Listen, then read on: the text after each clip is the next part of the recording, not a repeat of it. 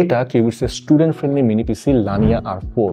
মাত্র 33,000 টাকায় এই মিনি পিসিতে যে স্পেক্স দেওয়া হয়েছে তা আগে ছিল ইমাজিনেশন আর এখন বাস্তব। AMD Ryzen 7 4800H প্রসেসর আর integrated graphics Radeon RX Vega 7, DDR4 3200 MHz RAM, expandable up to 64GB, Western Digital Green Edition SN350 NVMe Gen 3 SSD।